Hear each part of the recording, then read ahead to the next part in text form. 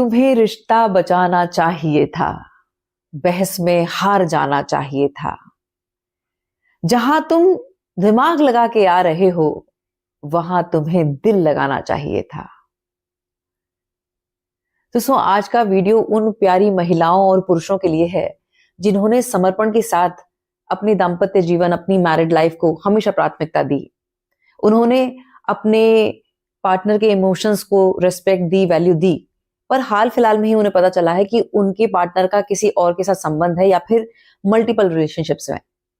इस गंभीर विषय पर बात करने के बाद भी कोई सॉल्यूशन नहीं मिला है और अफसोस इस बात का है कि वो अपने पार्टनर को तलाक नहीं दे सकते, क्योंकि बच्चे बड़े हो रहे हैं, उनके ऊपर परिवार की जिम्मेदारी है। उन्हें लगता है कि अगर वो तलाक का निर्णय लेते हैं तो इसके बाद उनके भाई बहनों के रिश्तों पे असर होगा, वृद्ध होते हुए माता पिता की हेल्थ पर असर होगा, और इन सब चीजों को ध्यान में रखते हुए वो साहस नहीं जुटा पा रहे हैं कि वो तलाक लें, और इसका नाजायज फायदा उनका पार्टनर उठा रहा है। तो अब ऐसी सिचुएशन में क्या किया जाए, इस गंभीर संवेदनशील विषय पर ही ये वीडियो है। पर इससे पहले मैं आप सभी का तहे दिल से शुक्रिया अदा करती हूँ। आप लोगों के बहुमूल्य शब्द ही मुझे कुछ नया करने और सीखने की प्रेरणा देते हैं, और वही मैं आप लोगों के साथ साझा करती हूँ। साथ ही साथ मैं यहाँ पर 2 नेगेटिव कमेंट्स का रिप्लाई देना चाहूंगी, क्योंकि अगर कोई फन के इरादे से, जस्ट मजा मस्ती के इरादे से भी कुछ नेगेटिव लिखता है तो आप अपना कर्मा खराब ना करें। पहला कमेंट मुझे एक्स्ट्रा मैरिटल अफेयर पर एक कमेंट मिला। उसमें एक भाई ने कहा, ये मैडम तो खुद दोगली है, कभी पुरुषों के हक में बात करती है, कभी महिलाओं के हक में। यहां मैं ये बताना चाहती हूं कि जो चीटिंग है वो चॉइस है और वो व्यक्ति की प्रवृत्ति है, तो इसमें दोगलेपन वाली बात नहीं है।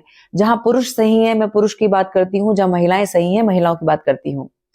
अब अगर आपको ये लग रहा है कि मैं दोगली हूं, तो मैं यहां ये बताना चाहूंगी, जो लोग मुझे ब्लेस कर रहे हैं, जो लोग मुझे प्रेरित करते हैं, या फिर जो लोग मुझे दोगला कह रहे हैं, वो ये भली प्रकार से समझ लें कि मैं वो नहीं हूं जो आप मुझे समझ रहे हैं। आप मेरे भीतर वही देखेंगे जो आप हैं। अगर मुझे कोई ईश्वर का निमित्त बना के इस वीडियो को देख रहा है, निमित्त मानकर देख रहा है, तो वो आपके ही मन की पवित्रता है।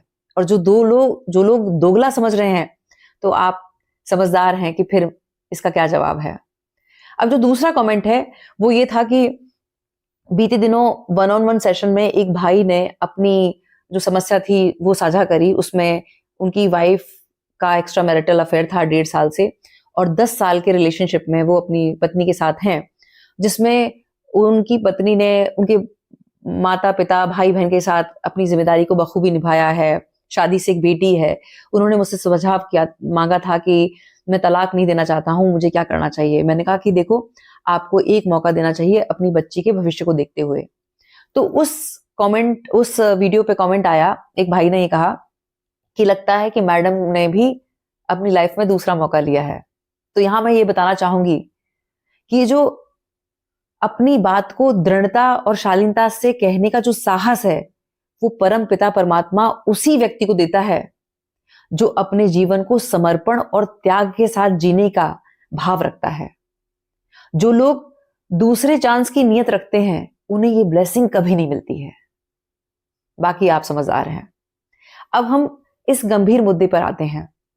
कल एक वीडियो मैंने देखा है और उसी ने मुझे प्रेरित किया है कि मैं इस बहुत जो इंपॉर्टेंट विषय है उस पर काम करूं। वीडियो में मैंने देखा कि 10 साल का रिलेशनशिप एक भाई का था, वो भी अच्छे से सेटल था, और जिस लड़की के साथ वो रिलेशनशिप में था वो भी जॉब कर रही थी। भाई बहुत दिनों से कह रहा था उससे कि हम शादी करते हैं, और वो लड़की कोई ना कोई एक्सक्यूज दे रही थी। अब 10 साल के इंतजार के बाद फाइनली उन्होंने एंगेजमेंट की।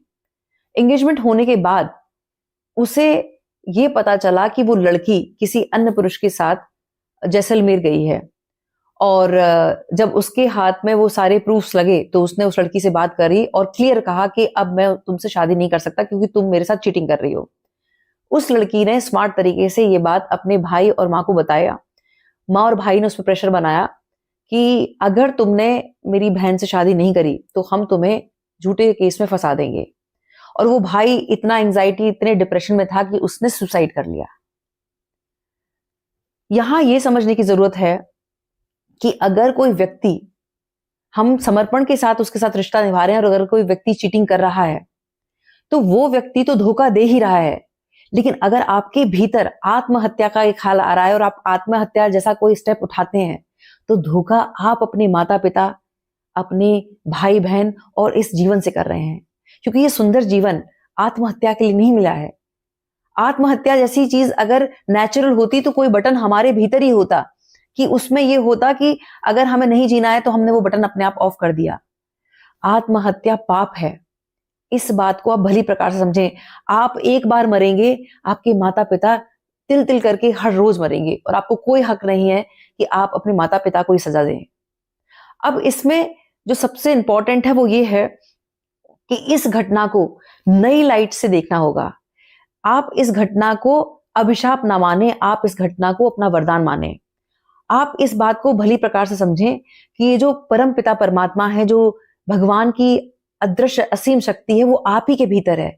वो इस घटना के माध्यम से आपसे जुड़ना चाहती है, आपको आपसे जोड़ना चाहती है और वो अदृश्य शक्ति आपसे जुड़ना चाहती है और कुछ ऐसा करना चाहती है जो लोक कल्याण हित में प्रयोग आ सके। यहां पर आपको अपना दृष्टिकोण चेंज करने की जरूरत है। आप अगर ये सोच रहे हैं कि कमी कहां रह गई, मैंने क्या गलत किया, तो आपसे सिर्फ एक गलती हो रही है। एक सुअर प्रवृत्ति का और एक मक्खी प्रवृत्ति के पुरुष या स्त्री को आप 56 भोग परोस रहे हैं इस उम्मीद में कि मैं 56 भोग इसके सामने रखूंगा, मैं महाप्रसाद रखूंगा, उसके बाद ये इधर उधर नहीं भटकेगी। ये इनकी मूल प्रवृत्ति है।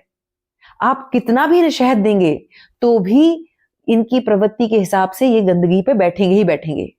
तो करना अब ये है कि अपनी इस ऊर्जा को, जो आपने ये नेगेटिव इमोशंस आपके भीतर हो रहे हैं, महिलाओं को लग रहा है कि शॉपिंग करने से, पुरुष को लग रहा है कि शराब पीने से हीलिंग मिलेगी, तो हीलिंग नहीं मिलेगी। शराब और शॉपिंग कोई विकल्प नहीं है। हमें हीलिंग तब मिलेगी जब हम शिवत्व से जुड़ेंगे। शिव हमारे ही भीतर है। जब हम उस शिवत्व से जुड़ते हैं वही हमें हीलिंग देता है और वही हमें मार्गदर्शन देता है। तो अभी आपको इनर वर्क करने की जरूरत है और इसके